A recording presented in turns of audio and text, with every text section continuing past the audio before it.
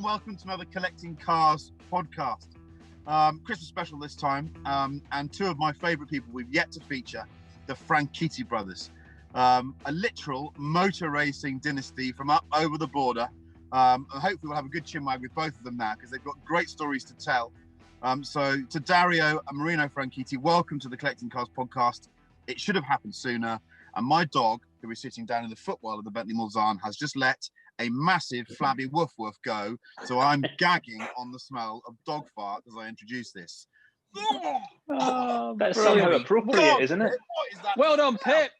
Well done, Pip. Oh my Good Lord, puppy. it smells like a sewer in here. Right, so we're recording this on the 22nd of December. And there's a couple of glum-looking Scots people there who I presume have had their Christmas plans completely scuppered. Dario. Aye.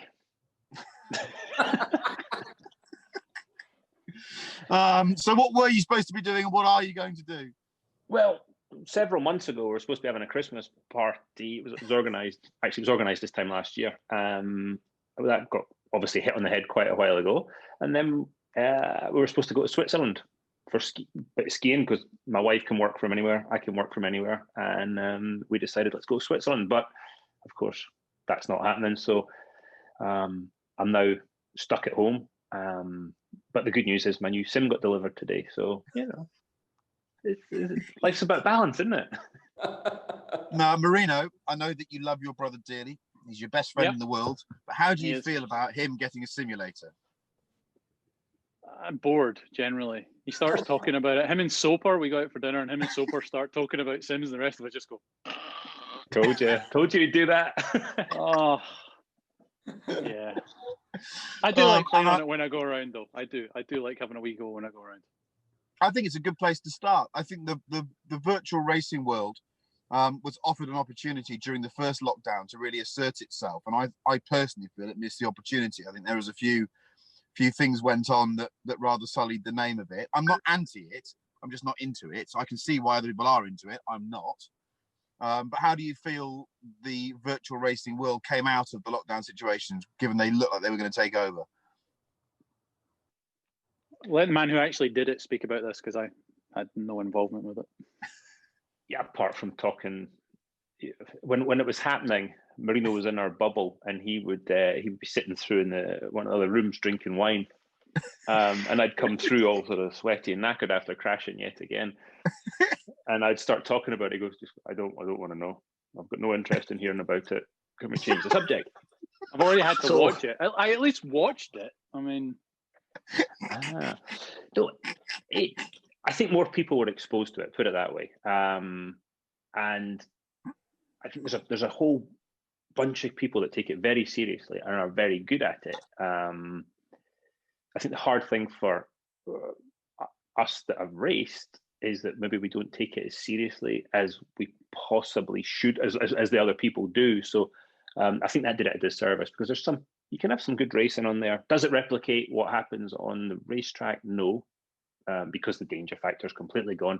And I think that gives some of the moves that happen. I think that's maybe why those moves happen.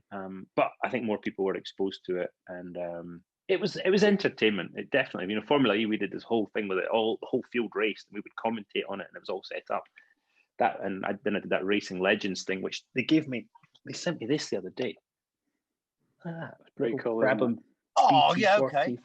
In the colours, and we did that for everybody that raced there. Don't forget the beer. The beer was even better than the model. The beer was awesome, yeah, because one of the sponsors was a beer company. So yeah, it was.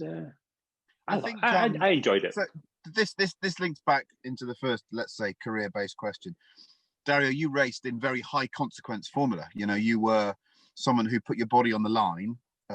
You had some enormous accidents in amongst your huge successes. You broke your back, ended your career effectively. So you know what it's like to make a decision on a racing track that could potentially alter your ability to walk.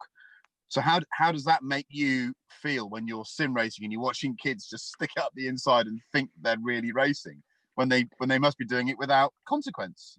Yeah, that's the thing. The lack of consequence changes it, and I'm sure if you look at some drivers from generations ago, when they watch today's drivers, and with the sort of the somewhat lack of consequence, I'm sure they feel the same thing. Obviously, as you said, IndyCar is probably a bit more high consequence than other formulas, but Formula One certainly proved that you can still, have some serious consequences with Romain Grosjean's crash, and I think that was a timely reminder that no matter how much runoff area, it's amazing that places you can put a racing car and you can make the circuits as safe as you possibly think you can, but a driver will do something and it'll put the car in a position you never thought. Right, I think we're not going to get Marino into this conversation. If we carry on with Sims, it might be the best opportunity ever to keep Marino quiet, because he normally isn't. But actually, we'll move this back. Right. So for people there are some people that don't know the Franchitti story. How did you two get into motorsport? How did you get into cars? Where did it all begin? Give us where it started. I want the two Franchitti brothers, dashing, beautiful children with the world at their feet in Scotland in the mid-'80s. How did it start? Come on, tell me about it. He's 5 years older than me, so let him start. I'm going to do all the talking here, which is very unusual. Work for me. So when I was, I'd have been 5, round about when Marino showed up, with 5-year age difference. When his life was ruined. My life was ruined, yeah. I started to become aware of Formula One. I'd sit and watch it with my dad. My dad raced, our dad raced. Hang on, everything's falling out. Our dad raced for fun. It was his hobby. He raced Formula Ford, and then late 80s he bought a March Formula 2 car, raced around Ingliston with that. And so that was where my interest was sort of peaked. And actually, if you can see there, that's a row of these cars that our grandmother used to buy me when she'd go to Italy. And I found them recently on an auction website. But that's where it all started for me. I had motorbikes, and I started racing karts in 1984. And Marino sort of came along behind me, and he got the cast-offs, quite honestly. Because I was the older son. I got all the new stuff, and when Marino came along to start racing, he unfortunately, he got my cast-offs and never got the attention that I did. So when he went and started his racing career, whether it was in karts or in cars later, he completely did his own thing, got his head down, and did it all on his own. I think with motorbikes, I remember, just to get back, I got a PB50 when I think it was 3 or 4. So it's funny, even now, as dangerous as they are, I feel more natural even on a bike than I do. I'm not very good, but I still feel very comfortable on a bike because that's how it started. But with racing, I think when I got into it, Dario took it really serious for me. So he really put the pressure on, and that I found that took a bit of the sort of fun away from it early on. Sorry, son. No, that's all right. But when did you both think it was going to become a career? When did you? I mean, Dario, did you ever think you'd do anything else? Marino, I've known you longer and know you better personally so I know what you've been through. But there were times when it wasn't going to be the only thing you could do because you needed to do something else to make some bunts. But with Dario, was it always your only career? I went through a stage. Well, as a kid, you always think, you can be an astronaut or you can be whatever you want when you're sort of 8-10 years old. And then, I started racing, winning in karts. I thought, this is what I'm going to do. And as I became a teenager, the realities of racing and life and sport and the financial realities took over. And I thought, this might not happen. And it ultimately came down to mum and dad being mad enough to remortgage their house for my first year in racing, which then allowed, when I was racing, Jackie Stewart saw me, and he then took me under his wing, brought all the sponsors, and that started it. So when I started racing for Jackie, that was probably the first time I thought this might actually work out. But I had a couple of jobs, did the sort of the racing school thing. I worked at Jim Russell, worked for some manufacturers, and I drove a 2-car transporter as well, which was I used to deliver cars, which was really bizarre because I'd be driving this 814 Mercedes down the M6. I had a blowout one morning and I had to change the tire on the hard shoulder of the M6. And I was literally dressed in my Paul Stewart Racing team gear which we were sponsored by Boss at the time, because I was going to meet King Hussein of Jordan at Paul Stewart Racing, but I was driving a transporter down the M6. So my life was a little kind of weird. So I parked the truck around the corner from Paul Stewart Racing, ran in, had a good old wash, got rid of the dirt from changing the tire, and went and met King Hussein. So life had its odd moments.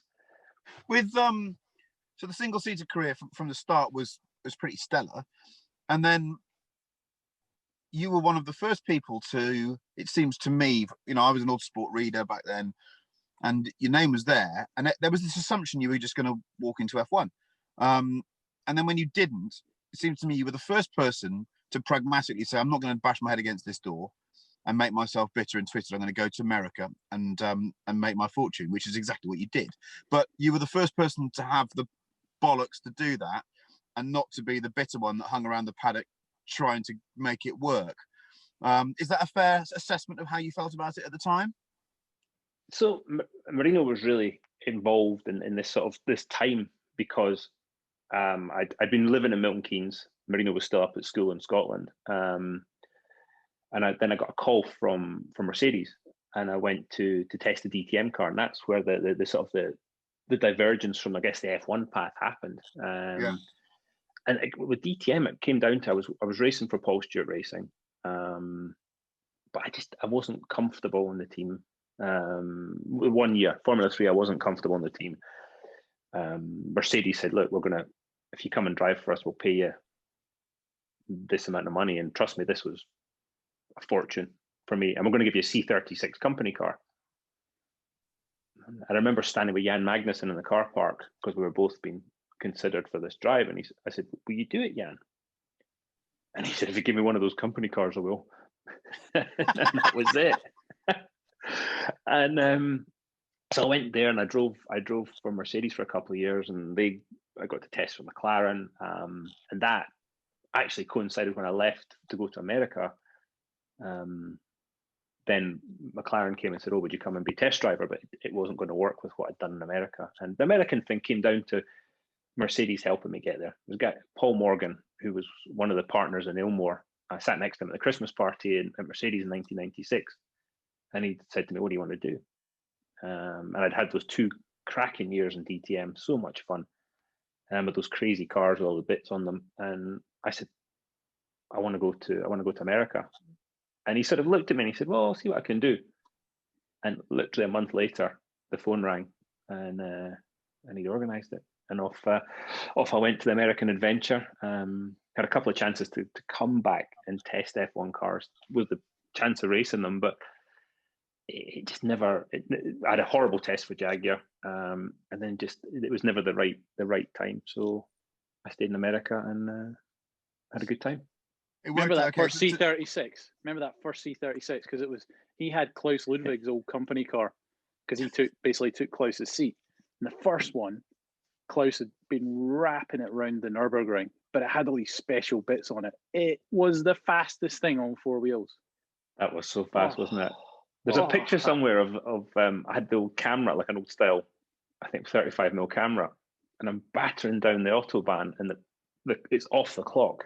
Remember, I had those big sort of dials in the middle, and it's right off the clock, all the way around to the bottom of the dash, basically, and I'm click, and somewhere there's this picture. I love the DTM stuff. It's fascinating because you were in that era when, you know, they weren't far off F1 cars in terms of the tech they were deploying. They were as far away from being a saloon car as you could imagine.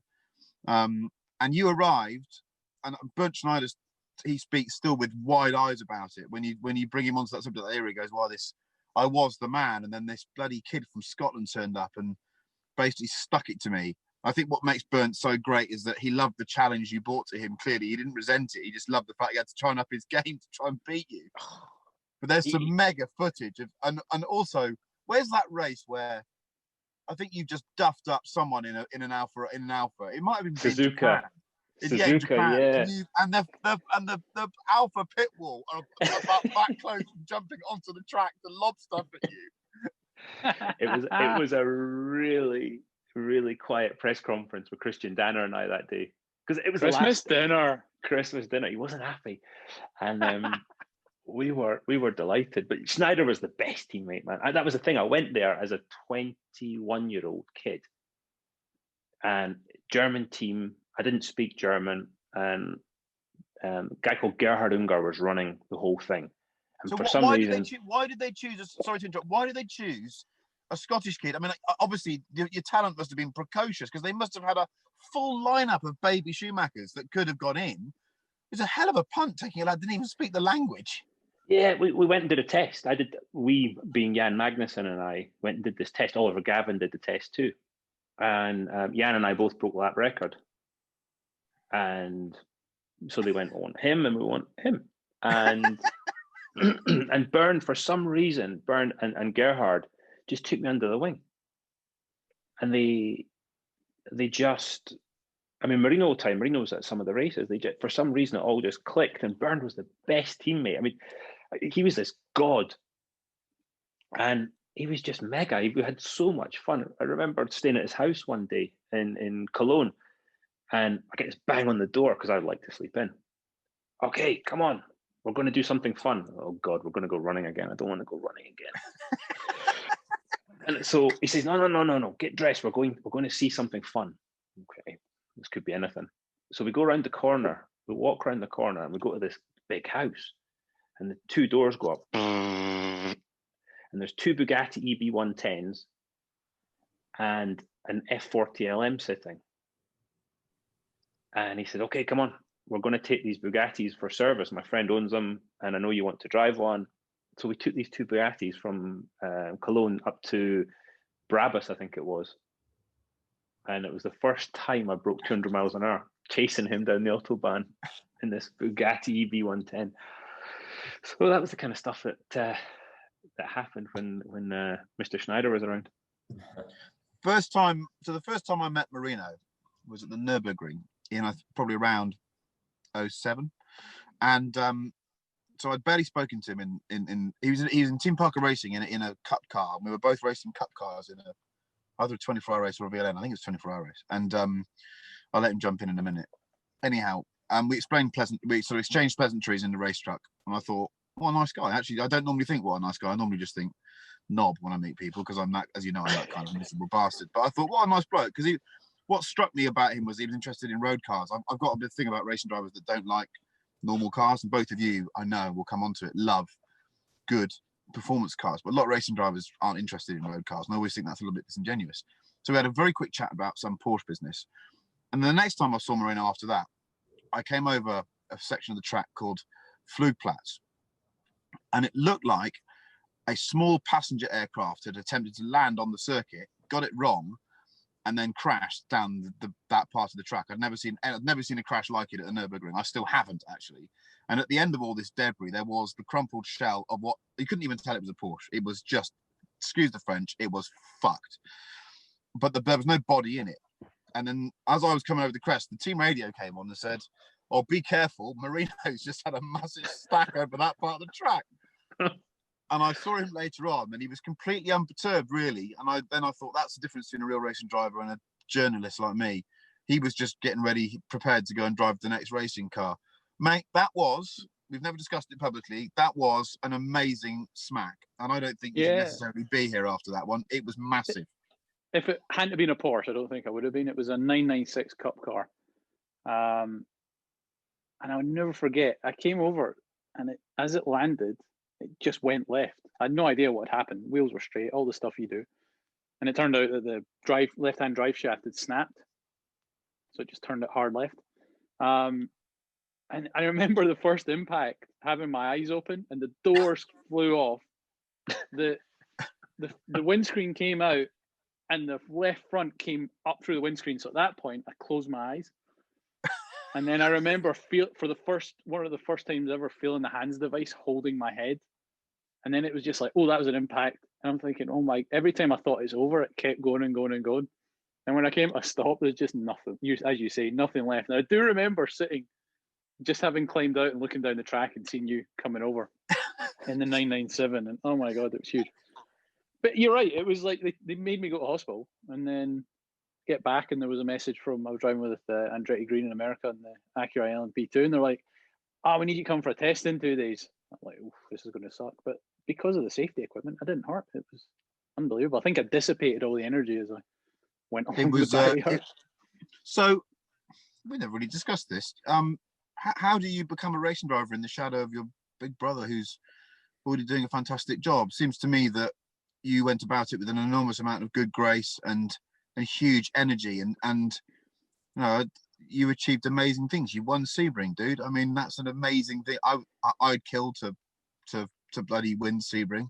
So, but it can't have been easy. It must have been tough. It had its good points and its bad points. I think it opens a lot of doors. Like 2 weeks before DTM was cancelled, I met, who was the boss alpha at that point, Dario? Giorgio Pianta. So I meet Giorgio Pianta at Silverstone in the summer. Lawrence Foster from Motorsport says, hey, this is Dario's little brother Marino. He's like, do you race? And I'm like, I was racing I tested a 1600 Formula 4 at the time. Tested one car. George's like, come and drive our DTM car. I'd love to see what you can do. Okay. Next thing, email or a fax. I think a fax comes from him. Come to Mugello. I'm like, Dario, what's Mugello like? He's like, oh, for fuck's sake, you're going to kill yourself. And then fortunately for all involved, the championship was completely cancelled 2 weeks before the test happened.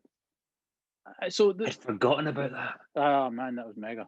And I just took every opportunity I could get. You know, I worked at Knock Hill at the race school. They were really good, giving me a place to work at the race school. On the weekends that the race school wasn't on and there was races, you would empty the toilets and clean the toilets and empty the bins. And then I remember Dario. You got it right around when you were working there. Otherwise you wouldn't have lasted long. Yeah, exactly. I tell you, whatever your job is, you do it properly. You do the best job you can. And then I got glandular fever and I was ill for a while. And I hadn't really done much karting. But I got this deal together to do the winter series. I remember Dario saying to me, he's like, right, here's what the budget is. He says, I'll give you 50%. I'll match every pound that you can get.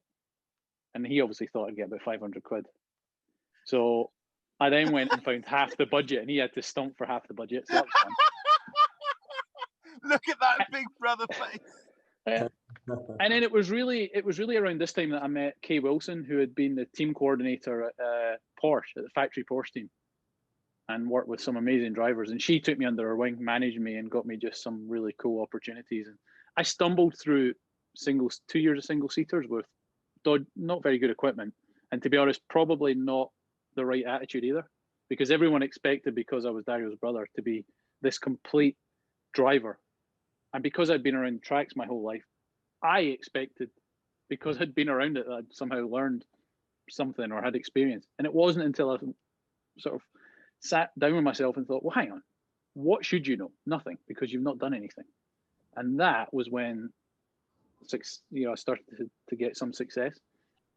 But that was also, I was driving really bad equipment. So the first time I got decent equipment was I tested a Porsche, a British GT Porsche 996R at the time, GTR, and then, or GT3R, yeah. And then the next year, Porsche Cars Great Britain had a junior program. They chose me as one of the drivers. And that was the big step. I then had good equipment, and straight away I had speed, just because I'd been so used to trying to get everything out of bad equipment. And that was really where it started. Oh yeah, I had a Boxster as well. 21, I went from a 405 turbo diesel, and I lived near Bedford, and it was the same colour as all the taxis, so everyone thought it was a taxi, to a brand new Boxster. And like my Dario always taught me, like, if you ever get the chance to be paid, you take it, whatever it is, because then you're a professional. And that's what I did. So there was a lot of ups and downs. The thing for me is it never seemed to get, even when I had the success, it never took off from there.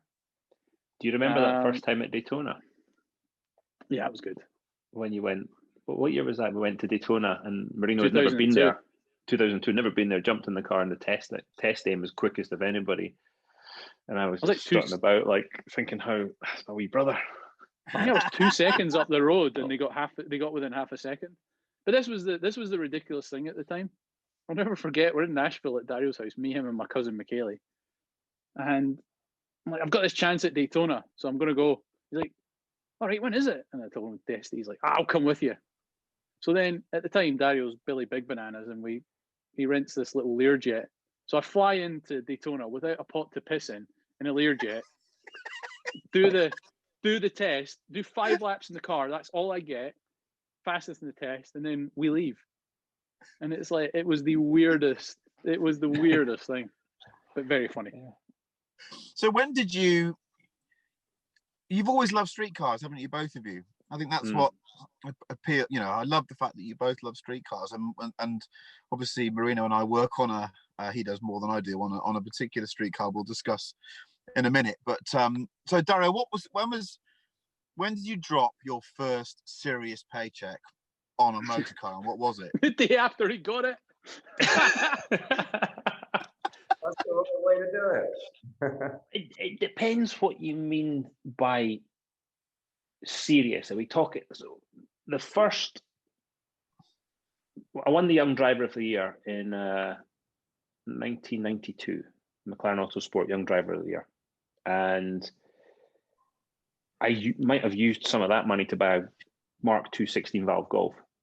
Yes, which was, my dad bought it at an auction, and a set of lower end springs and a set of 15-inch wheels, and removing the white steering wheel, and removing the white leather steering wheel was it was a mega thing, and it went like the wind. And I loved that wee car, and I lived in Bedford at the time. I lived in a place called Harold, and it got nicked. So that was probably the first time I dropped. At that point, it was serious cash. It's $2,500, and then the serious cash. The measurement of that is a percentage of what you actually have in the bank. So if you're worth $1 billion and you buy a Chiron, that's not serious cash. But if you haven't got a pot to piss in, as Marino said, you drop 8/9 of what you've got on a car, that's a lot of money. Aye, that was okay. In that case, that was serious cash. And then the next thing I bought was 1995. I bought a 3.2 Speedster. 3.2 Speedster. Now that's an interesting car to buy, because that's not an obvious cognoscenti car to buy, but actually they are cool as you know what. They're great, much better than the 964 Speedster as well. Yeah, I had a 964 Speedster until recently, but I've got a model of it somewhere. I think it might be in Scotland. I've got a model of the 3.2 Speedster, and I loved it. And I drove it everywhere on the rev limiter, everywhere, flat out, as hard as it would go. Actually, our great friend Stuart has owned it since. He bought it from me in 1996 when I sold it to buy a 348. Bro, if you're listening to this on an audio file, it's a Zoom call. Both Franchitti brothers have put their heads in their hands in shame and are looking at the ground. What a shed! What a shed! I love that story about when Montezemolo took over Ferrari, and it was apparently one of his first days, whether this is apocryphal or not. And he had to go to the airport, and he said, "Give us a car." So they gave him a 348, and he came back about 10 minutes later and said to an engineer, "Is this what we're selling people?" and he went, "Yes." He said, "Well, we have to start again then, don't we? Because this is terrible." What a lump of crap it was. Dreadful. And I got in trouble because I drove it to Silverstone DTM race instead of taking my Mercedes company car. It was bright yellow, by the way. It was bright yellow. And yeah, Norbert Haug was not happy. I'm not bloody surprised. He's spending a lot of money to promote his brand. You turned up in a Fiat. Well, it didn't break down. That was one thing. On the one occasions. So the streetcar thing has always resonated strongly with both of you. You've suddenly got, what happens when you, this is to Dario, to come to Marino afterwards, what happens when you do realise that you've made it, that you've had a couple of years in DTM, you've gone to America, and it's happening. It's really happening now. Like I can remember turning on an episode of some sitcom, and there's Dario Franchitti on the freaking sitcom. Suddenly Susan. What People was it need to called? look that up. Suddenly Susan. Him and Eric Idle. Yeah, I mean, you've become part of the vernacular then. And also, He was really crap at playing himself. I was terrible. It was awful. Yeah. Thanks, Mino. Yeah, but hold on. I did the Chris Evans season of Top Gear, lads. We've all got something in our closet. There's skeletons everywhere, mate. So don't worry about it. So at that point, the life, you must be thinking, how have I come from this, fairly normal provincial life in Scotland to this? I can hire a Learjet to take my brother to go and do 5 laps of Daytona. Yeah. Well, put it this way. There are times you lose perspective. And I think everybody goes through an arsehole stage when things like that happen to them. And I definitely went through an arsehole stage. But it was always, basically when I did well, I would reward myself with buying cars. So the first thing I did, I got my first big signing bonus. I stomped out and bought a 355, which I still have. Then I started winning some races, and I got a new contract. Went out and bought an F40, and it kind of went from there. And then when I started winning, I kind of bought some stuff, and then it went a bit mad when I started winning Indy 500 and stuff, and I could really, explain to the European viewers or listeners how the earnings, how it works over there, because it's quite different to in Formula One. You get a contract, and that's what you get paid, isn't it? Basically, there might be some win bonuses and everything else, but there's prize money over there, isn't there? And the way the Indy 500 is so big on its own. Can you just describe how that? I'm not looking for just disclose any sums. I'm just saying how does it work structurally? Well, it's actually quite similar. F1's got not prize money, but it's got points money that they don't really talk about. They don't tell you what the amounts are. It's all quite opaque. But in IndyCar, you get your salary, then you get win bonuses, you get you get prize money. But then, of course, the Indy 500 is the big fish. If you can win that, it's sort of it's millions of dollars to win it. And that was. As I say, that definitely winning that one allowed more car purchases. It was quite nice. How many times did you win it? 3. Ah, there we go. Just the 3 times. Yeah, so all this time, Marino, you're I presume you're over there. You're racing P2 anyway. Are you LMP 2 years or just before that? It's kind of mixed in GTs and then into LMP cars. Yeah. It was interesting. You talk about when you think you've made it. I've never had that, because every time I thought it was starting to pick up some momentum, it would stop dead. So I never had that thought. But yeah, I was in and out there. So I lived in America for 1 year in 2005, and him and his ex-wife's guest house, which was tremendous. I was getting paid absolutely nothing, but I did have a lot of fun, because he would be away all the time, and it'd be like some really tasty things sitting in the garage. And he's like, you really need to keep them moving for me. I'm like, yeah, that's not a problem. Apart from that 996 Turbo S that I messed up. Oh, God, yeah. Got Turbo S cab, which he then got these champion wheels and lowered it. And it just upset the car to the point it was a death trap. Total death trap. So yeah, I was there, and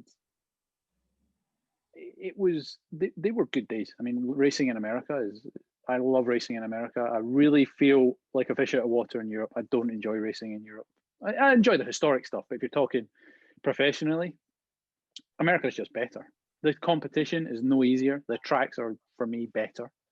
There's still some classics, obviously, in Europe, Spa, Nurburgring, Open Park, ones like that. But in America, they're all like that. And off the track, you're having more fun. Can I tell the story, the Sebring story? The first, which one? The LMP test. Well, you're going to have to now. Oh yeah, that was good. So, I was driving for Andretti Green at the time, and I had a really crap 2006. In 2007, they're sort of, you say, oh, we can't do this, we can't afford to pay you that. Blah, blah. I was like, all right. So I did a sort of well, I call it a prize money heavy deal, but I said, right, they had an LMP, they're going to drive, had an Acura LMP2 program. I said, right, okay, I'll do a deal with you. I'll drive it 2 or 3 races, but I want my brother to drive it at the other races. You know, he's proved himself, you know what he can do, give him a chance. And they went, yeah, okay.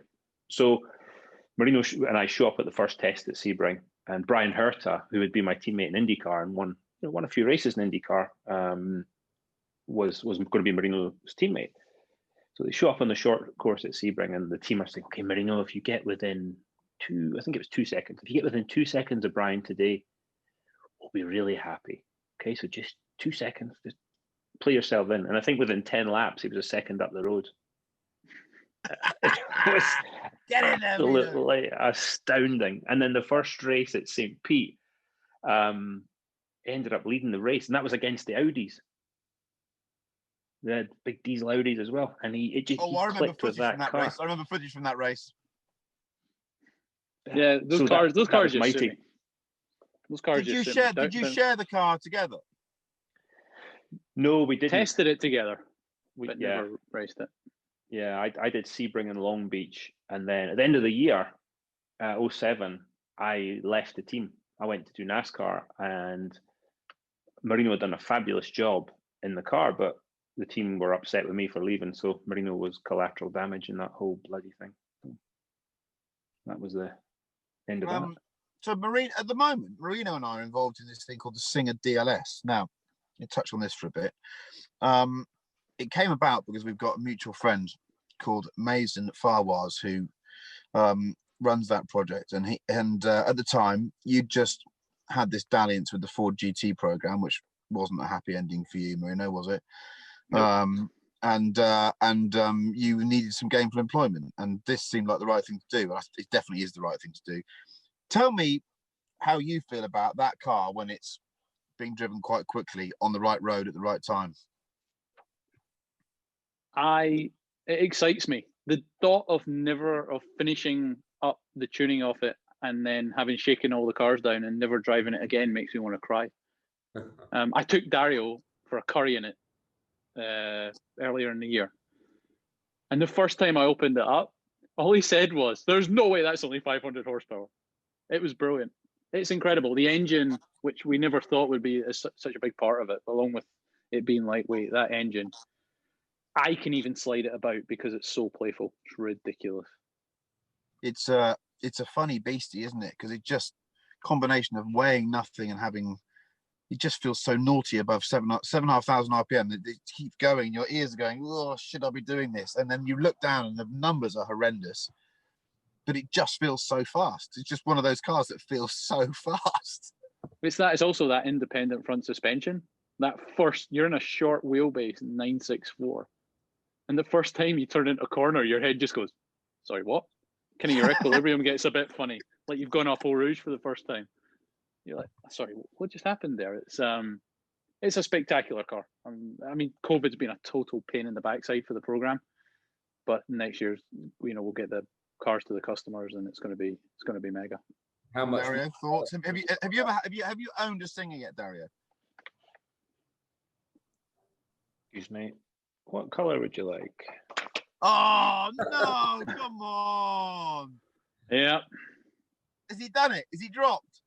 Oh, I'm at carbon stage. Oh no. Well, Ed came round. Ed had his one, and I had a look at that, and I thought that's absolutely beautiful. But I want the full experience. I want the full thing. So spoke to dear Maz and the boys at Singer, and yeah, and it's on it. Well, it's not on its way yet, but although I do think they've sent me 3 samples of the same paint this week. I'm quite particular about the paint. The Joe McCarry. I think they've done the Joe McCarry trick of, yeah, here's option 1, 2, and 3, and I'm outside today looking at these options, going, 1, 2, and 3 are the same. So I'm hoping for a mid. It depends what happens with all this nonsense, but I'm hoping for a mid-year delivery. Yeah. If I can ever make up my mind on final specs, it's the DLS I think is just a mighty thing. I think we're quite spoiled. I mean, I'm working with Gordon Murray on the T50, between the DLS, the T50, for the right person, the Valkyrie.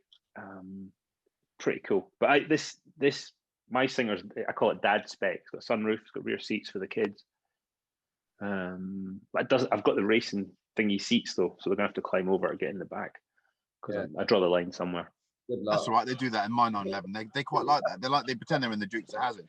So we need to touch on that now. The T50 thing with Gordon's really, really interesting and heartening for people like me that want to one day drive one, because I think you're a racing driver that has an understanding of how a road car should drive. And quite often when racing drivers are told to define road car dynamics, I get a bit scared, because you just end up with a racing car on the road, which isn't always a very good thing. So you must be very excited to get involved with that.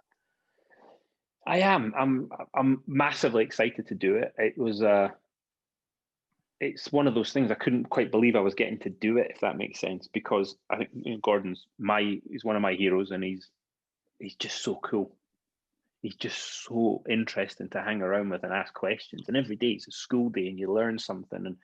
And he's got very clear ideas of what he wants from this car. And that's brilliant, because I think his baseline is pretty cool. What he's done in the past. And so it's been brilliant to do what we've done so far. I can't wait to drive it. It's going to be phenomenal, and then to get involved in the actual intricacies of developing it. Something you guys have done with the DLS with Singer, and watching the level of detail Marino's gone into it every day with this car. I'm super excited about it, and can't wait to drive it. Sorry, Ed? Say that again, Edward? Have they got the engine on the bench now for the T50? The engine is on the bench, and George the mule has got the engine in the back too, and is doing all the boring stuff at the moment that has to be done, emissions and all that, the calibrations and all the stuff that means when you're driving along with it. Well, first of all, you can drive along with it on the road, and that it's just putting the small details, so actually you sit in traffic with it and it doesn't. We've all driven those cars with the light switch throttle that every time you're stuck in London traffic or in M25, you hate the person that did that. So it's got to be one of the things that Gordon's talking about, and it has to be that way. Is it has to be able to be used, and it has to be perfect in all types of use. So that to me, I love taking a car on whether it's the back roads of Scotland or up in the Alps or any of those places. So this is the perfect thing. Well, if Marino, the day you get to drive it, you're welcome to take me for a curry that day. Well, I remember seeing you two, talking about road trips, I remember seeing you two rock up at Le Mans one year when I was down there doing some work, and you'd arrived in I think you had a red Carrera GT. And that looked like exactly the correct way to use that type of car. If you buy these things and you don't do that in them, what's the freaking point in owning them? That car I'm was funny. so stuffed. It was so stuffed for crap, wasn't it, Marino? It was so. I've got pictures of the shoes down the back of the seats, underwear. The little door pockets inside those. We had our underwear stashed and socks and those. We couldn't get another bit in there because we wanted the top off, wanted the roof off, and of course that takes up what little space is in the front. But I'm funny that I look under one of a car and it's all been either fresh restored or it's beautiful and new, and I really struggle to when they're in the wet and they get all dirty and that sort of stuff. So I do struggle with that. But when the Carrera GT, coming back from that Le Mans trip, I got caught in a load of rain. I went to Reading for its annual, and I got the guys there to take all the floors off, everything out, and make sure it was cleaned underneath to, within an inch of its life. And that's what like Rich Tipper with the F40. Like, Rich, can you do what you do? And of course he did what he did, and the car came back just better than new. So I'm getting more relaxed about using these things in the way they should be used. Remember when we killed the 355? Yes, we did. So he was recovering from his first broken back, and we were at a Celtic. Celtic were playing a European game, and we got back At to his house in Scotland at Parkhead, and we got back to his house near Edinburgh near 1 a.m. He's like, "What are you up to?" Like, not much. Do you want to go to Monaco and see McNish? Yeah, let's do that. So we jump in the 355. It's got straight through tubies at the time, and we pack it full of stuff. He's got a lovely velvet cushion off his sofa for his back because his back's broken. He's just out of a back brace. That came from IKEA. That cushion came from IKEA. Yeah. So then we set off, and by the time we get to the Channel Tunnel, we want to shoot ourselves because the drone from the tubies, we've got toilet paper stuffed in our ears. And also the car we doubled the mileage on the car in a week, and the car hadn't been used much. The front dampers collapsed. So then the thing was, even in the motorway, speed was twitchy as hell. And we get down near Monaco. We're like, right, let's truck it home, because we were meant to be going up from there up to Germany to watch our little cousin in DTM. We're like, right, let's truck it back, sell it, something. And then we hit the tunnels at Nice, between Nice and Monaco, and gave it the big one. And this is brilliant. And then we nearly got arrested coming into Monaco, doing nothing, but they just obviously looked dodgy. And then we drove it up through the Alps, up the Stelvio, down the Stelvio Pass in the snow. And yeah, that was epic. It hurt our ears, but it was so good. They're still beautiful cars as well, aren't there? Something about a 355. In fact, if someone says to me they don't like the way a 355 looks, I'm not sure I could be their friend. No. It's just a great thing, isn't it? It's just a great, that 5-valve head, the noise it makes. It's fast enough to be interesting, but it's not so fast that it's, you're constantly sort of worried about going to jail driving it. But you go back to 95, 96 when they first came out. Do you remember how fast they were? Yeah. You were like, this is a spaceship. And now you kind of go, it's a nice little car. Marino's just touched on it there. I have to ask you this. I don't know many people that have had broken their back twice. The anatomy of an accident in IndyCar. What do you have that aura the moment it's going on, that everything slows down, something bad's going to happen to you? Or is it just a surprise and you come round and you think, oh, my back's not right? Talk us through it. I know it's macabre, but I want to know, because it's gladiatorial. Not many people have been through this shit. So the first time I broke my back was on a motorbike. So that was a different thing. I had an MV Agusta Senna, and Marino and I were out playing, and the bike broke, and I went over, and that was it.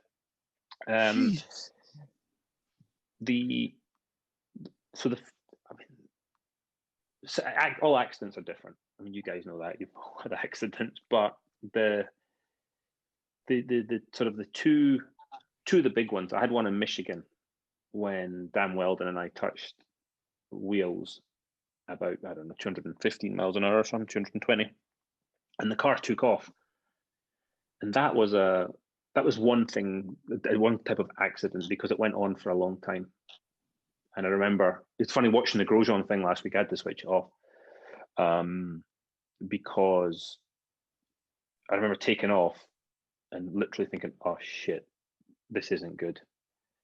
And as it's taken off, my foot's still flat, and I hear the thing hitting the limiter. It's like because the wheels are off the ground now, and it's going up in the air. And I thought, oh no. And I thought, oh, please don't hit the fence. Please. I knew if I hit the fence, I was in trouble. I was like, please don't hit the fence. Then I thought, I wonder if I'm gonna die. Oh, I don't really want to die. I hope it doesn't hurt. And it was all very quiet at this point. So I opened my eyes, and I was about 20 feet above the track with cars going underneath me. Oh God, is it how? Then in my head, it's just, how much is this going to hurt when it stops? And what happened was I landed on top of Scott Dixon, whose helmet's that one there. Landed on top of Scott, and it was no harder than falling over on the grass playing football. And I started laughing. I'm like, oh, it didn't hurt. I can't believe it didn't hurt. The car was upside down at this point and it's sliding along, and then the roll hoop snapped. So my head starts dragging, the helmet's dragging along the ground. Oh. And I was like, oh no, is this ever going to end? Anyway, it ended. They turned it over. I had a black eyes because the helmet had come down on my head, and that was it. That was all the damage. And then 6 days later, I had another flip, and so that, oh yeah, it was an interesting time. But then the last accident happened so quickly. I lost 5 weeks of memory, but I don't remember anything about it. So the violence of that one was extraordinary. I mean, I think, you know, difficult for you guys to watch it as brothers, but just the violence of the car, the way it got whipped round off the fence was just, I remember watching it thinking, well, how can a human body survive that kind of rapid acceleration, deceleration like that?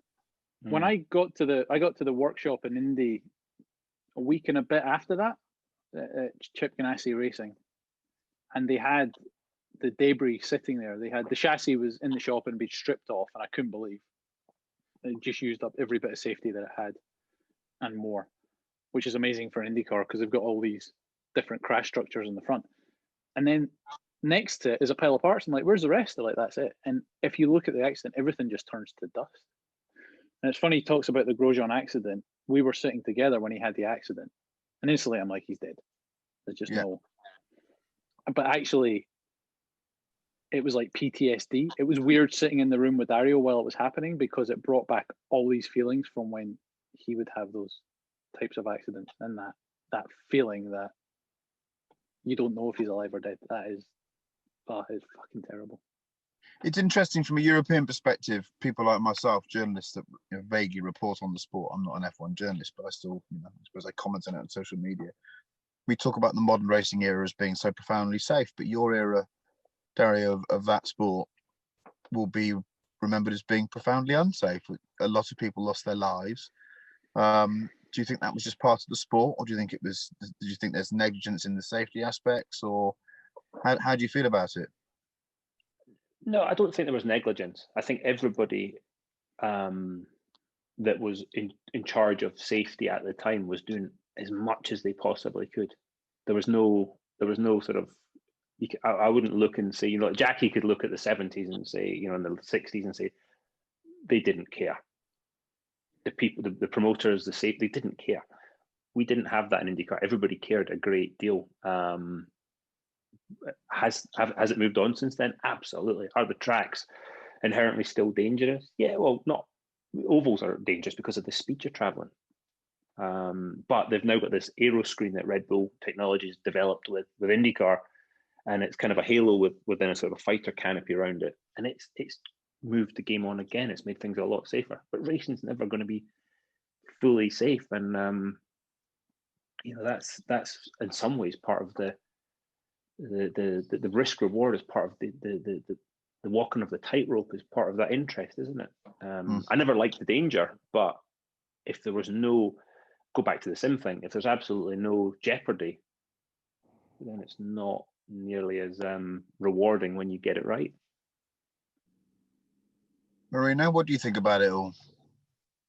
I agree. I think that we can only, what I don't like is when people look back at different eras through the present optics. So they try and, if people are doing their best at the time with the technology they have, their understanding of safety and everything else, that's all you can ask. You can't sort of look back. I think things like the halo, of course, we all miss that connection with the driver. But the moment they showed the halo, I thought about the friends that we have that have died and would still be here. And I'd put the halo on every single car I could if they were still with us. But there's always acceptable risk. And in racing, you know, I think we've known a lot of drivers, probably more than our fair share for this era, who have unfortunately passed away. And it's a risk you accept. And you always ask that question when the worst happens. Like at Le Mans in 2013, was it, when Simonson passed away? Yeah. And you know, I remember walking up to the pit wall. The place was, you just knew there was something wrong because tracks go really weird when someone's passed away. There's quiet. They go quiet. And I walked up to the pit wall. I had my helmet. I was in second. I walked up with my helmet and I said to the engineer, "Is there any news?" He's like, "Yeah, I'm sorry, man. He's gone." And I'd been with him about an hour before the race. We'd run into each other outside our hospitalities, and we were talking about, my son at the time was, I think, about 3 months old. and he had a daughter that was a little bit older than that. We were talking about kids. So I then literally put my helmet on, hands device on. 60 seconds later, I'm in the car going down the Millsand straight past where he died. And it sounds weird, but you accept that risk and you continue to do it. And one day, maybe that changes, but you accept it. Let's add some Christmas cheer now. It's a fascinating subject, but it could be considered a little bit macabre. Right, so I've got a problem at the moment. I think there's some really good value. I've got a lot of problems. I've got a lot of problems just the way I look, my personality, my odor. There's a lot of shit going wrong with me. I don't smell as bad. He's stuck in his arsehole stage as well. Jesus, I've been in my arsehole stage for nearly 46 years, Marino. You know that. There's a lot of good value out there in the marketplace. Collecting cars being a place where you could, if you wanted to, buy a motor car. But I've got a lot of the good value stuff has got a paddle gearbox from that era when paddle gearboxes were really shit. And it kills me. So why I keep looking at 599s? It's almost like I forget what the gearbox is like. I look at a 599 and go, well, look at that, 80 grand for one of those. Then I think, I don't like the gearbox. What do we do? Well, can't someone go to Graziano or go to somewhere and just say, right, let's do a kit for all the great cars and make them manuals? Well, you can buy a 599 manual. The problem is they're not value, are they? And they're dreadful as well because the flywheels are so small on them that every time you lift off and press the clutch, the revs drop. So, I don't know the answer. Is it going to be part of the charm? You know, when you drive a 512 Boxer, and the gearbox is kind of bulky and stuff, and is the 599 the new sort of version of that where you've just got to lift? No chance. It's a very, very good way of pointing it. Quite often, and I've relied on this with my personality. If you can offset shitness through charm, you can actually get somewhere in life. But it's failed for me personality-wise, and it fails in cars. You get in cars like a CSL, M3 CSL, E46, you get in, and for the first 10 miles, you go, yeah, it's really charming this. Remember, then you just think, I'd rather be in a normal M3 with a fucking manual gearbox. I can't find my way around it. I love the LFA. The LFA is one of the greatest motor vehicles ever made. What would that be like with a manual gearbox? Wow. Chris, I think though with the shifting though, you're part of the shift though. When you're like in an old car and there's a slow shift, you're part of that and you have to manage it. The problem is when you're just pulling a lever, you expect instant gratification. You expect, come on, get in there. Yeah. And that's the difference, I think. So I was selling the 599s and 430s when they were new, and you could not sell a manual 599, a manual 612, a manual 430. At the time they allocated them separately. So you either had an allocation for an F1 or a manual. You couldn't decide which gearbox you had. So there were very few manuals for sale. But if you had a used one on the forecourt, a red 430 manual, you just could not sell that thing. And today there's probably, there'll be 40% more expensive a used manual than an F1. Yeah. Well, you guys don't know the pain of doing Sebring 12 hours in a 360 with the paddle shift on it. And I mean streetcar paddle shift, what was the Challenge Stradale? Pre-Challenge Stradale. That is pain. What are you doing? Are you counting 5 Mississippi between each gear change? 1, 2, 3, 4, and you just keep pulling it till something happens as many times as you can. And then they take out a bit. This actuator went wrong and they pulled it out. It's got a Peugeot badge on it. You're like, But there's a whole part of our motoring history that I know that you two will be into as much as I am, as that era between 97, 98 to about, to when the DCTs came in. These cars I think are going to fall off the radar because I think the transmissions are so shite that you can't find any charm in them. I mean, you drive a 3. If I said to you, you can either have a 355 with an F1 gearbox or no 355, you just have no 355, wouldn't you? Yeah. Don't you get that on collecting cars? You click through it and you go, oh yeah, look at that, it's beautiful, it's grey. Oh, I love the blue leather. Oh dear. Oh dear. Yeah. We get that always. I get it. I go through. I walk through Bristol, and I'll see an M3 E46, and you always have that little peek through the window, and there's a bit of, you're like, oh shit, oh no, it's got that stubby chrome bastard in it. Oh no. But there's going to be a place that those cars are going to have a place. They're going to be at the bottom of the food chain, absolutely. But they're going to be, I think they're going to be more affordable, and it'll provide an entry point. You want a V12? It's going to be the 412 of our generation. I want a 412. We should buy a 412 and do a 3-up, 4-up road trip in a 412. Definitely. Oh, yes. Old style. We can buy beer and jazz mags in a 412 across. we can go and deliver. Whoever, name one of your friends. McNish, I don't know him, but we could deliver adult magazines to him in a 412. He'd love it. Yeah, can you imagine? Christopher, what are you in the back of? Mulsanne. Geez, a honey. I'll let you give you a little guide into there. I'm in the back of a normal wheelbase Mulsanne. There's my dog. He's just having a sleep down there, and that's Pip. And the reason for that is I've just bought a flat, and it doesn't have any internet, and the phone doesn't work in there. My phone works on the top of the Atlas Mountains, but it doesn't work in the middle of Bristol. So I'm slightly struggling. So this is my current office, as kindly donated by the Bentley press office for a couple of weeks. Sweet. It's a very nice way of living, actually. And I did have a Mulsanne. I think Dario and I share an affliction there. We both itched the Mulsanne scratch. I loved mine. I really did. Did you just think it was too big and too plutocratic? No, I loved it. I loved everything, but I kind of done it. I drove it. Marino and I jumped in it when it was new. We drove it to Anglesey for the Race of Remembrance. Drove it home. Did some tour with some friends. We did tours of all the various. Went like Max did Page. Went to Joe McCarry. Went to some really cool. Tuthill. Don't forget Tuthill. Went to Tuthill's. Yeah. Sorry, Richard. We went to these various different places with this thing, and they all sat in the back, and I drove. The wife and I got. The wife and I got driven to the Autosport Awards in it, which was great until we got to a width restriction, and my mate that was driving wasn't quite confident enough to take me through. He's used to driving an A8 round, and he just didn't feel quite. So I had to get in and drive it through the width restriction. But I loved it. I got it sideways on the getting onto the M40. That was fun. Which took some doing, yeah.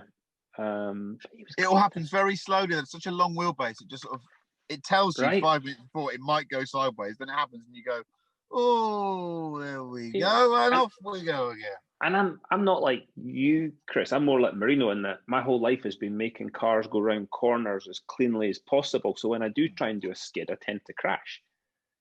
So it's a bit of an affliction. People do. What was I doing? And they're like, "Oh, can you RS 500 for this TV show? Can you make it go a race car? Can you make it go sideways?" No, because every time I tried, the thing would hook up and spit the other way, and that turbo lag like a jet fighter. I've only ever met of the people I've met that can drive at all. The ones that deliberately went sideways, I've met a few that made a good living. I've met a lot more that have made a much better living by making cars not go sideways. So you two are definitely in the correct camp when it comes to looking after yourselves. Yeah, but you do it you are not blowing smoke here. First of all, I just want to go back slightly. I always thought you'd end up living in a car, but not a Bentley. So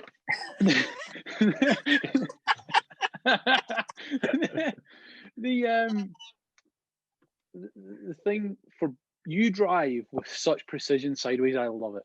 Like that video we did with the laugh and the 918 and the P1. We got to talk about that. We got to talk about that. You're just so precise, and it's just poetry in motion. And I covet it. I would love to be able to do that because you can do the other stuff. You can do the other stuff. I'm not having it. You two have much superior skills to me. I'm a journeyman, but I have a good laugh. Let's come back to that. Hang on. But let's get back to Tuthill. He just throws the car at the scenery and works out how not to die. Honestly, dude, he is an extraordinary human being. His level of car control and the confidence to sort a problem out. I mean, one day we'll get him back on the podcast and talk about the time when we had a few beers with my students and I got angry and I punched a window and it had that reinforced metal in it and it popped the main artery down my arm and let's just say it was coming out quite quickly. And Tuttle decided someone decided he was the only person to get me up to the John Radcliffe Hospital as quickly as possible, with Claret literally flying out like Spider-Man. And Richard's driving. Just before I passed out in the back of his red Golf, I remember thinking, if we don't die on the way there, I stand a chance of getting there in time. He's driving on the way there. It was utterly outrageous. I remember him going round Magdalen roundabout the wrong way. Oh, but yeah, he can properly pedal. But let's come back to 918. Yeah. So that this is an interesting time in my life. Dario, I think, is probably in 2015. Dario, have you had your big shunt then? Yeah. Oh yeah, I was. Yeah. Yeah. So you're probably just relaxing and enjoying your retirement. And I'm all over the place. I just work's not happening, and I'm thinking I'm going to go and sell cars in Bristol. It's all shite. And the internet's not working for me. And I think Marino's probably, you're pretty quiet as well. There's bits and bobs going on. I don't know, who were you racing for at that point? Was that about to become Ford then? That was, I went from doing the video with you, to Car of the Year in Scotland with Evo, straight to America to drive the Ford GT. That was it. That's it. I'm trying to get some context to remember, because lots of things have happened since. And I just thought, you either get a load of people to do this with you that, you either shoot for the stars and you try and get the conventional biggest racing driver star names in the world. Do you try and get Sebastian Vettel? Do you try and get Jenson Button? Because there's a feeling this could be quite a big film, because there was a pregnancy and people wanted to see these three cars together. First of all, to be totally transparent about how I got the cars, I'm not sure if I ever told you this, Marino. I went onto the stand at Geneva Motor Show. Stefano Lai, the wonderful Stefano Lai, who was the Ferrari communications director at that point. Only Ferrari who could have a guy whose surname, when translated to English, is Lies. So the PR manager for Ferrari then was called Stephen Lies. He was an absolute legend. I loved Stefano, and I know he's retired now, but if he ever heard this, I wanted to know how much I thought he was a great character. I walk onto the stand and I go, can I have a LaFerrari to put against the P1 and a 918? And he went, and I said it so sarcastically because I had no footing. I didn't have a TV show or anything to leave it with. I had a bit of an internet presence. And he went, do you know what? Yeah. And I went, are you taking the piss? And he went, no. And what had happened was, it was the week after Jeremy had said that on Top Gear, it was one of the last episodes that they did Top Gear, he'd made some reference about the fact that Ferrari wouldn't turn up with a LaFerrari because they were scared of putting it against the P1 and the 918. They'd slightly ridiculed Ferrari in their studio environment. And Ferrari was so pissed off with that they said, we'll give you the car just so we don't give it to him. And I went, you taking the piss? And looking back, it probably slightly altered all of our lives, didn't it? It was a mega thing to do. It just came about because Jeremy had been impish with them. Obviously, they ended up getting the cars for their Grand Tour launch thing, which was shot like a week after we'd been there.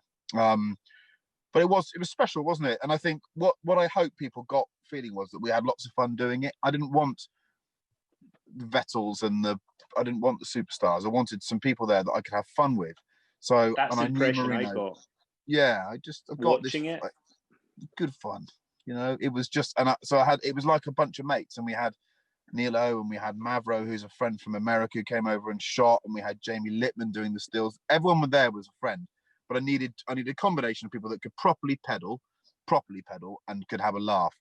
And Marino and Tiff, it's an unlikely combination, and maybe we'll never end up on screen together again. It'd be a shame if we didn't. But it worked. Brilliant. It really worked. And talking of freakish car control, Tiff's unbelievable.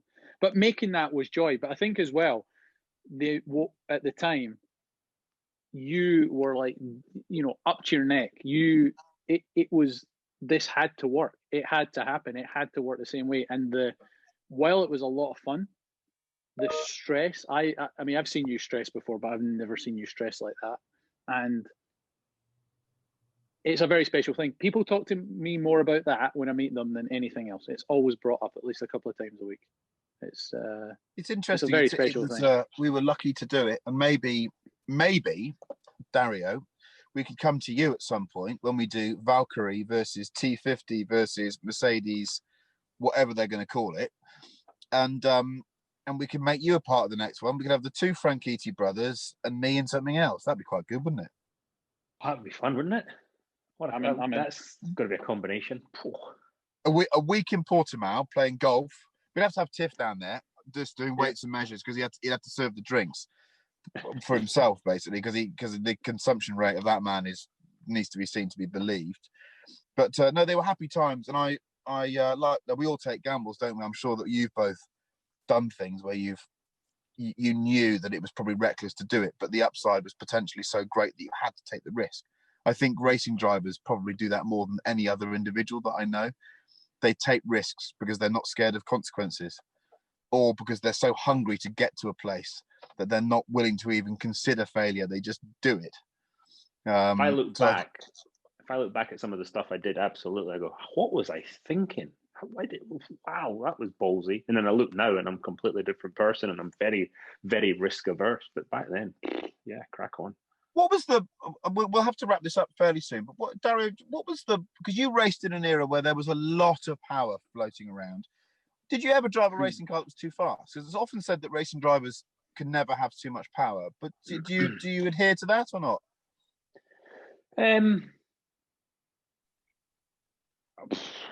A difficult question. From a pure competition standpoint, there was never enough power. I drove a car that had a thing called a Hanford device on the back, which was designed to slow it down, like a parachute, a reverse wing, the big bit hanging down to slow the car down.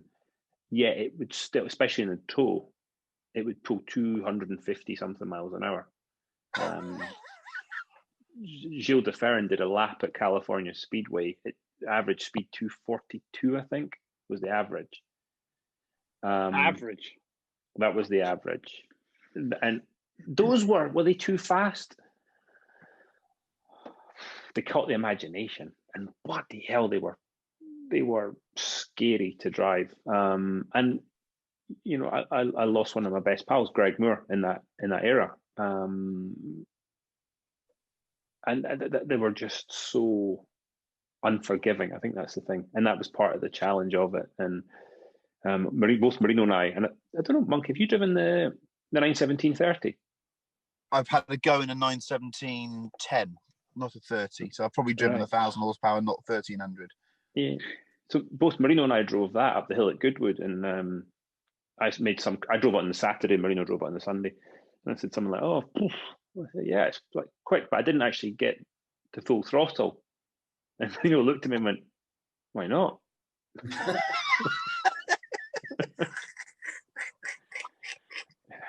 Yeah, Marino. Yeah. But he'd had the bravery pills that weekend, because he took our mum up the hill in the Noble and was clocked going by the house at 140. 140 by the house. What are you thinking? It was great. I thought Mum's been really game here. She didn't say a thing the whole way up. And our mum likes a wee moan. She didn't say a thing the whole way up. And I get across the line and back off and look over, and all I hear is I breathe the whole way up there. Wrap up. How is your GT3? Your touring? It's quite well used now. It's done 50. It's coming up on 60,000 kilometers, I think, and it's done. And Pip and I live in it the whole time, so he's made a few choice adjustments to seat runners, seats, that kind of thing. So I don't need another car. It's very strange, isn't it? I think we're all really lucky that we got access to some amazing cars, but there are certain vehicles that just fit with your life and the way that your brain works and what you want in a car. I can finish testing the most incredible street car, hypercar, and even racing cars, and every time I get in my little touring, I just think this is the only car I ever want. I just love it. It goes very well, and it's a bit yellow, I know, but it's the only one I could get at the time. I know it's the only one I could get at the time, but I think it'll stay with me forever. What about I maybe order a 992 touring? I'm not sure. Are they set the game up with a 992 in your view? Say that again. Are they going to step the game up with a 992 in your view? Yeah, I've got to be careful. He always does, doesn't he? I've got myself in trouble with Porsche a bit, haven't I, with this GT3 business? But they've never made a car that was worse than the one before. I'm aware of that. They've made cars that have got less character and have lost aspects, be they electric power steering and stuff like that. But they've never made a car that's worse. I think they have. I think it's fair to say that engine's reached the end of its life now in terms of being developed much further. You might get another 10, 20 horsepower, but you're not going to get an exponential increase. You're not suddenly going to have a 600 horsepower normally aspirated GT3 anytime soon. That isn't going to happen. As long as you remember that better is not necessarily fast. You know, it's not. You don't have to be. As you say, character is the word, and that's, you know, that's AP gets that, I think. Yeah, he does. I think if anybody does, he gets it. He totally gets it, and I totally agree. Now, before we leave, we have to just ask one question, and this is far more painful to one of the Franchitti brothers, and I can only say it because I know I'm safely distanced in a double glazed Bentley, probably several hundred miles away. Which one of you owned and sold a 964 3.8 RS? That's not me. And he's left the room. Oh, hey, no, Dario. Listen, he for the benefit of everyone that can't see this, he's now showing us a model of it. Now, Dario, 3-time Indy 500 winner, explain yourself. Right. So I never thought I'd get to buy it. It was one of the 3 right-hand drive cars. It lived pretty much its whole life in Scotland. Jack Tordoff from JCT was the first owner, and then it went to Scotland. And I used to see all these things, and I kept asking the man that owned it, Neil. Butcher that owned it. Yeah, Neil's butcher, paid a lot of money for it in 1996 or something. And I kept saying, Neil, sell me the car. Nope, never selling it. Neil, sell me the car. Nope. So then the white car came back from Australia, and it sold for quite a lot of money in London. And I was sitting at the Hotel de France, and I get this phone call. I think I'm going to sell that car. But anyway, bought the car, sent it to Reading. They went right through it back to front. And it was perfect. I took the silencers off it because it needed to be louder. And it was absolutely perfect. The problem was it was too perfect. And every time I drove it, and it wasn't about the value of the car, because I've owned cars, more expensive cars, whatever, but it wasn't about that. It was about if it was original. And if I got stone chips or any of that stuff, it was one of those 3 cars, and it just felt so special that, you know, I wasn't enjoying it. I wasn't enjoying taking it out because of that. And I sent it down to Lee Maxted Page, who sold it within a day. And the man who bought it was the same as me. He drove it and was like, "Oof, it's too nice to drive." And it's been for sale for a while. But I've got a model of it in my office. What does that tell you about it? Such a special car. What can I tell you? It's better to have loved and lost in many respects, and I totally sympathise with this idea of something being too good to use. When something's too good to use, particularly as a motor car, it starts to lose its purpose. I think I only ever owned one car in my life that I was worried about the value of it, and I started worrying about stone chips and stuff like that. Yeah. What would that be, a 993 GT2? For the benefit of people that are not seeing this now, I'm now giving the V's to the Franchitti brothers. Yeah, I had the same. Like, it was just a car that I start for the first time. I don't care about the way things are presented. You might have realised that, and I don't care about using stuff at all and getting stone chips and wrecking tires and what have you. But for the first time ever, I remember a lorry was coming towards me, and as I came towards the lorry, I winced and thought, "Oh God, what if it kicks up a stone?" At that point, I went back and I think, this is going. This is drawing behaviour out of me that isn't me. Therefore, I can't drive it anymore. Yeah, I think that's the only car I've had that does that. The F40, I'm precious about. I've owned it for nearly 22 years. I've owned the same car.